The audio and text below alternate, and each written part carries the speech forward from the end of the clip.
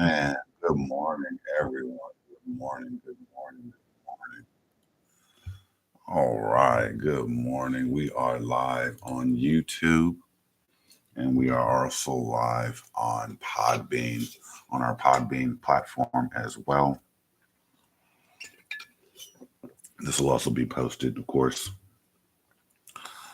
on our Podbean podcast, on which is on all platforms, Spotify, um, Apple, the whole nine, right? Anyway, let's get down to business. Today is a pretty simple day. We're going to go through a recording. You're going to YouTube and Podbean. You're going to be hearing the back end of my normal recording, how I break it up, how I edit it, that type of thing. So you'll be involved in that experience today. So I hope you really enjoy. Again, my name is Dante. I am the owner of Smith Family Store Company. Quality products from our store directly to your door. Now, we also have what we call our Retail Therapy Podcast. We would discuss everything retail, from the good, the bad, and the ugly. We already have, I believe, 3 episodes already posted. We are working on number 4, which is going to be, of course, a very great episode, The Evolution of Retail. It's going to be about the mom and pop shops, and also those e-commerce giants that's taken over, and just a little bit more information, a little bit more guidance, and a little bit of fun as well as we go along. So I hope you enjoy your time here, and on the back end of everything, kind of like seeing the experience of a creator and what he does on a daily basis in order to make sure that we provide you with the best possible content. So we are going to jump into the first portion of course, we're going to jump into the first portion, of course, of the podcast. What I normally do, what I normally do, I normally, um, I normally try to record all in one time. I'm not going to do that today because some podcasts can be a little bit longer than others, and it is just me. Sometimes it does make it a little bit easier for me to kind of split each piece and just do one piece at a time, and then I'll use my editing to bring it all in to make it nice and shiny for you all. But you guys are all getting on here on the live with Podbean and the live with YouTube. You are getting it raw. So if you hear mistakes, they are bound to happen. Believe me. Okay. So we are going to get into it here. But of course, the final product will never be what it sounds like when we're actually practicing and recording. But I'm gonna go ahead and push forward all the other non-stop talking here, and we're gonna jump right into the recording of the first portion, part one, part one, the evolution of retail from mom and pop shops to our e-commerce giants. Now, I want to welcome everyone to our Retail Therapy Podcast, the show where we explore the fascinating world of shopping. It is brought to you by Smith Family Store Company, and I am your host, Dante Smith. And today we'll be diving into the evolution of retail from charming mom and pop shops of the yesteryear to an e-commerce giant, Macy's, J.C. Penney's, and we'll even talk a little bit more about Kohl's as well. But let's not wait any longer, okay? So what I want you to do, go ahead and grab you a cup of coffee, maybe some tea, sit back, and let's take a trip down memory lane. And remember, if you see a great deal, don't be afraid to check out. And we'll pause that there. That'll be the first portion of it here. We can go back and stop it here, and then we'll want to replay it to make sure it has.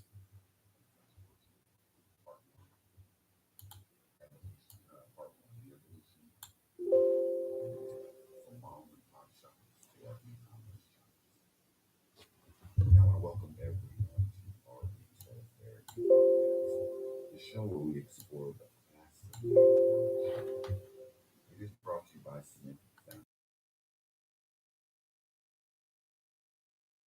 Company, and today we'll be diving into the evolution of retail from charming mom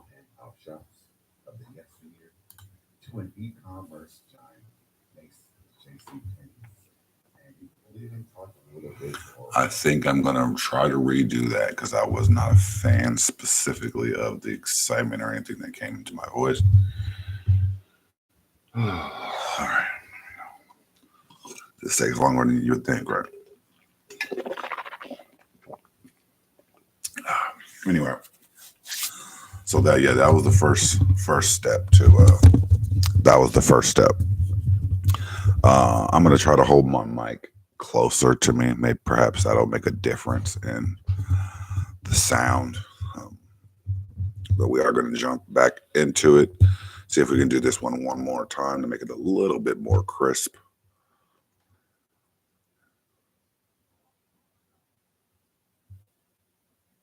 Okay. Okay. So we're going to do that. Can we share this? We can share it. I don't think I'm hooked to any Facebook. Well, all right then. All right. Anyway. Here we go. The evolution of retail, from mom and pop shops to e-commerce giants. I want to welcome everyone to episode of Retail Therapy with yours truly, Dante Smith, where we explore the fascinating world of shopping, brought to you by Smith Family Store Company. Now, today we'll be diving into the evolution of retail, from charming mom and pop stores of the yesteryear to the e-commerce giants that dominate today's markets. We'll explore how retail has transformed over the decades. So grab a cup of coffee, maybe some tea, which is my thing. Sit back, relax, and just enjoy the trip down memory lane. We'll be right back with more Retail Therapy and yours truly, Dante Smith. Now that was a good one. That was perfect. Laid that down pretty good. I'm going to keep that one. We're going to go here, delete that, and we're going to keep this one, and we're going to rename it Evolution of Retail. And then that's going to be part one. Sometimes you got to do it this way in order for it to really come through. Lower this just a little bit. All right. So now the next part we're going to pop up here.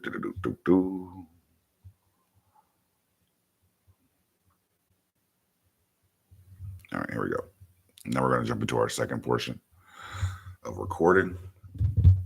Here we go. And we're back with more Retail Therapy with yours truly, Dante Smith. Now our journey begins and continues in the early 20th century, a time when local mom and pop shops were the heart and soul of our communities. These small family-owned businesses offered personalized service and a sense of familiarity that made shopping a delightful experience, right? Customers knew the shopkeepers, knew them even by name, and transactions were often accompanied by a friendly conversation, eventually even genuine smiles.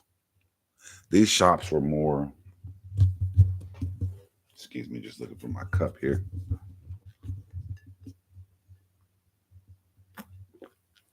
All right, sorry about that. These shops are more than just places to buy goods. They were social hubs. They were places where neighbors can catch up on the latest news and gossip, and children spent their hard-earned allowance money on some sweets. Right. The charm of the mom and pop shops lay in their ability to create a sense of community. Now, the shopkeepers often knew their customers' preferences and it could even offer personalized recommendations. This level of service fostered loyalty and trust, making these small businesses an integral part of our daily life. However, as the world began to change, so did the retail landscape. And just like that, the mom and pop shops had to adapt or shop out. That was part two. I'll keep part two. It seems pretty decent.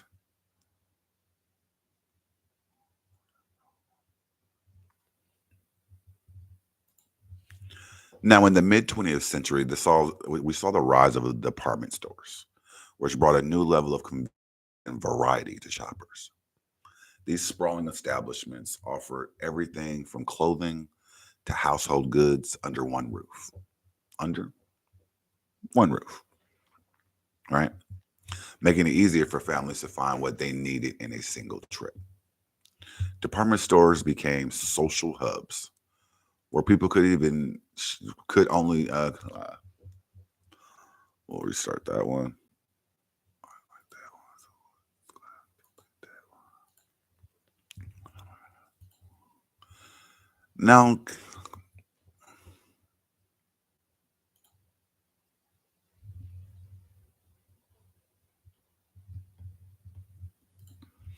Now, as the mid-century a rise in department stores, which brought a new level of convenience and variety to shoppers. These sprawling establishments offered everything from clothing to household goods under one roof, making it easier to find what they needed in just one single trip. Department stores became social hubs where people could not only shop, but also enjoy a meal at like the McDonald's or the Pizza Hut that was normally within the department stores. The allure of the department stores lay in their ability to, of course, provide that one stop shopping experience for everyone, which was a significant departure from the specialized offerings of the mom and pop shops as we know. Now, department stores like Macy's, Sears, and J.C. Penney's became household names, synonymous with quality and variety. They introduced the concept of window shopping, where elaborate displays entice passersby to step inside and explore. These stores also played a crucial role in shaping consumer culture. No sales, holiday promotions, Black Fridays, and the introduction of credit systems that made shopping more accessible to the masses and allowed you more debt. But let's not forget the classic joke here. Why did the shopper bring a ladder to the store? Because they heard the prices were through the roof. But as we do move into the latter half of the 20th century, the retail landscape has shifted once again. With the advent of shopping malls, oh, I used to love me a good shopping mall. These enclosed complexes provided a climate-controlled environment where shoppers could escape the elements and enjoy a day of retail therapy. Now, mall cultural. Let's do that again.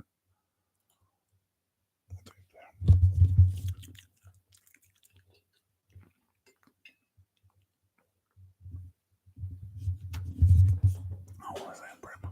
Damn it.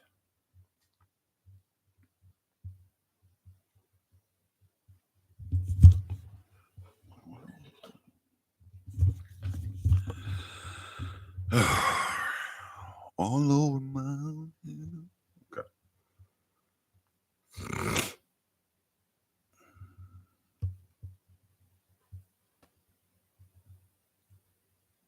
Okay. Anyway. Now, as we moved into the later half of the 20th century, the retail landscape shifted completely. Once again, with the advent of the shopping malls, these enclosed complexes provided a climate-controlled environment where shoppers could actually escape the elements and enjoy a day of retail therapy. Now, malls became a cultural phenomenon, especially among teenagers who flocked to them as a place just to hang out, socialize, and then of course maybe do a little shopping with their weekly earnings. The mall culture of the 1980s and the 90s was characterized by its vibrant atmosphere, with food courts, arcades, and a wide array of catering to every taste.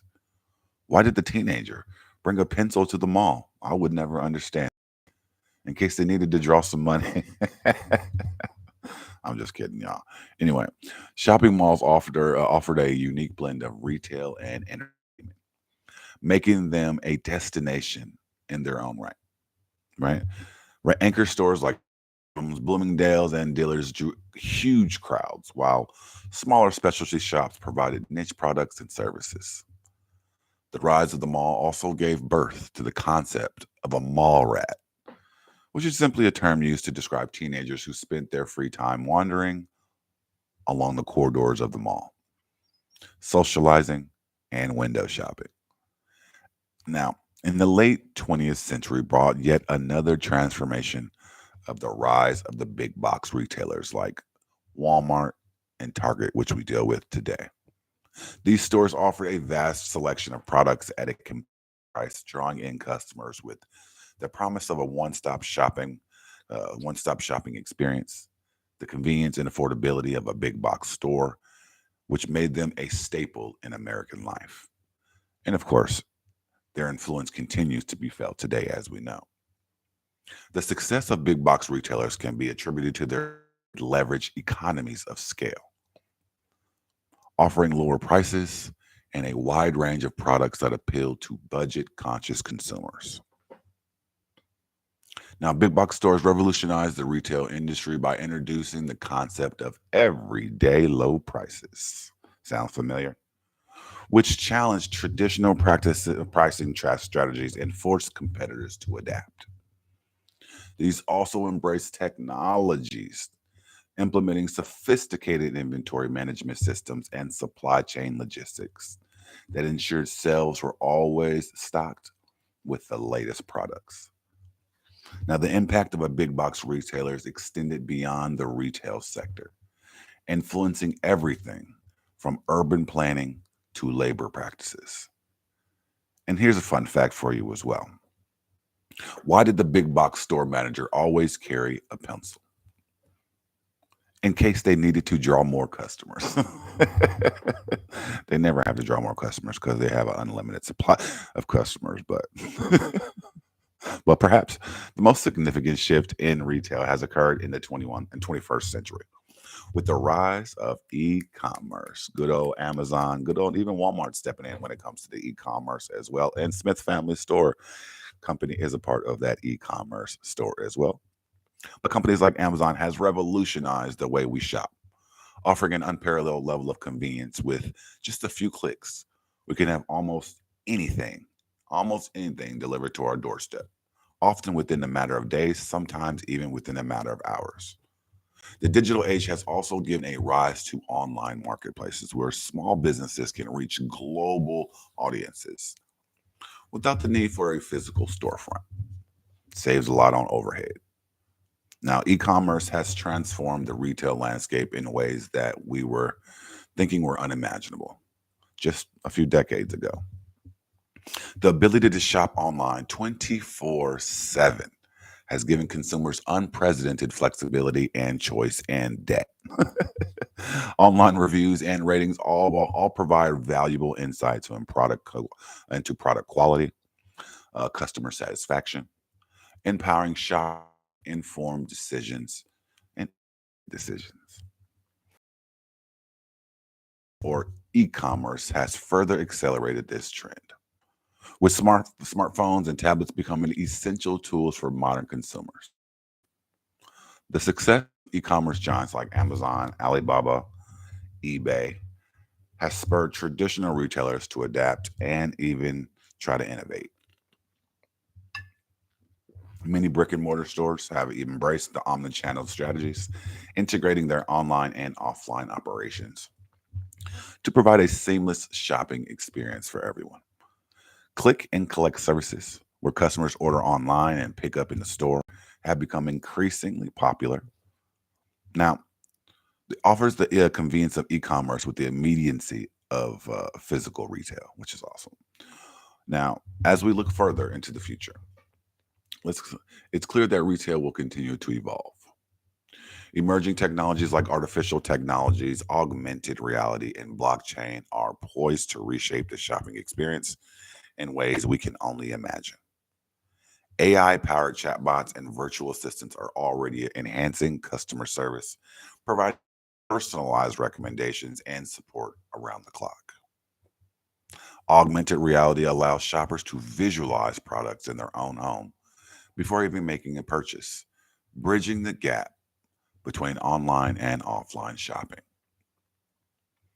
Now, blockchain has a potential to revolutionize supply chain management, ensuring transparency and traceability from production to purchase.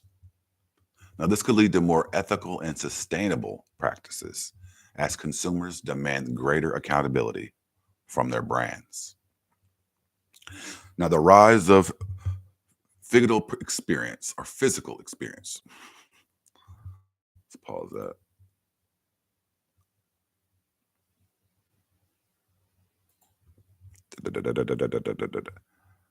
Now, the rise of physical experience, where physical and digital retail coverage will create new opportunities for innovation and engagement. Now, no matter how much things change, one thing will remain constant: the joy of finding that perfect item. Whether it's a quaint local shop or on a sleek e commerce platform, the essence of retail lies in its ability to connect with the products and experiences that enhance our lives. As we navigate this ever changing landscape of retail, it's important to remember the value of human connection and the role that shopping plays in our daily lives. That's going to be it for today's episode of Retail Therapy, sponsored by Smith Family Store Company. I hope you did enjoy our journey through the evolution of retail. Join us next time as we delve into the psychology of shopping and uncover why we buy what we buy. My name is Dante. Again, I am signing off. And remember, Smith Family Store Company brings the products from our store straight to your door. Enjoy the rest of your day.